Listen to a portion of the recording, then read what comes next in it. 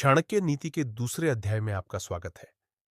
झूठ बोलना, बिना सोचे समझे किसी कार्य को प्रारंभ कर देना, दुस्साहस करना, छल कपट करना, मूर्खतापूर्ण कार्य करना, लोभ करना, अपवित्र रहना और निर्दयता, ये सब स्त्रियों के स्वाभाविक दोष है। भोजन के लिए अच्छे पदार्थों का प्राप्त होना, उन्हें खाकर पचाने की शक्ति होना, सुंदर स्त्री का मिलना, उसके उपभोग के लिए काम शक्ति होना, धन के साथ साथ दान देने की इच्छा होना, यह बातें मनुष्य को किसी महान तप के कारण प्राप्त होती है। जिसका बेटा वश में रहता है, पत्नी पति की इच्छा के अनुरूप कार्य करती है, और जो व्यक्ति धन के कारण पूरी तरह संतुष्ट है, उसके लिए पृथ्वी की स्वर्ग के समान है। पुत्र उन्हें ही कहा जा सकता है जो पिता के भक्त होते हैं। पिता भी वही है जो पुत्रों का पालन पोषण करता है। इसी प्रकार मित्र भी वही है जिस पर विश्वास किया जा सकता है, और पत्नी भी वही है जिससे सुख की प्राप्ति होती है। जो पीठ पीछे कार्य को बिगाड़े और सामने होने पर मीठी मीठी बातें बनाए, ऐसे मित्र को उस घड़े के समान त्याग देना चाहिए जिसके मुंह पर तो दूध भरा हुआ है, परंतु अंदर विष हो। जो मित्र खोटा है उस पर विश्वास नहीं करना चाहिए, और जो मित्र है उस पर भी अति विश्वास नहीं करना चाहिए, क्योंकि ऐसा हो सकता है कि वह मित्र कभी नाराज होकर सारी गुप्त बातें प्रकट कर दे।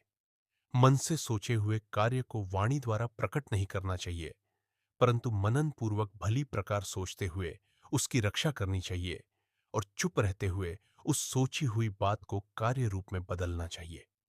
मूर्खता और जवानी निश्चित रूप से दुखदायक होती है। दूसरे के घर में निवास करना अर्थात किसी पर आश्रित होना तो अत्यंत कष्टदायक होता है। सभी पहाड़ों पर रत्न और मणियां नहीं मिलती, ना ही प्रत्येक हाथी के मस्तक में गजमुक्ता नामक मणि होती है। प्रत्येक वन में चंदन भी उत्पन्न नहीं होता। इसी प्रकार सज्जन पुरुष सब स्थानों पर नहीं मिलते। बुद्धिमान लोगों को चाहिए कि वह अपने पुत्र और पुत्रियों को अनेक प्रकार के अच्छे गुणों से युक्त करे, उन्हें अच्छे कार्यों में लगाए, क्योंकि नीति जानने वाले और अच्छे गुणों से युक्त सज्जन स्वभाव वाले व्यक्ति ही कुल में पूजनीय होते हैं।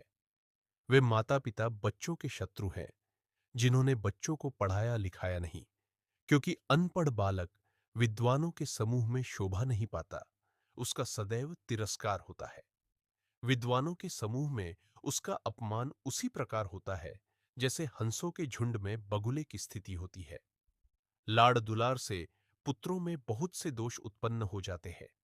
उनकी ताड़ना करने से अर्थात दंड देने से उनमें गुणों का विकास होता है। इसलिए पुत्रों और शिष्यों को अधिक लाड़ दुलार नहीं करना चाहिए, उनकी ताड़ना करते रहनी चाहिए। व्यक्ति को एक वेद मंत्र का अध्ययन, चिंतन अथवा मनन करना चाहिए। यदि वह पूरे मंत्र का चिंतन मनन नहीं कर सकता, तो उसके आधे अथवा उसके एक भाग का, और यदि एक भाग का भी नहीं तो एक अक्षर का ही प्रतिदिन अध्ययन करे। ऐसा नीति शास्त्र का आदेश है। अपने दिन को व्यर्थ न जाने दे। अध्ययन आदि अच्छे कार्यों को करते हुए अपने दिन को सार्थक बनाने का प्रयत्न करे। पत्नी का बिछुड़ना, अपने बंधु बांधवों से अपमानित होना, कर्ज चढ़े रहना, दुष्ट अथवा बुरे मालिक की सेवा में रहना, निर्धन बने रहना, दुष्ट लोगों और स्वार्थियों की सभा अथवा समाज में रहना, यह सब ऐसी बातें हैं जो बिना अग्नि के शरीर को हर समय जलती रहती है।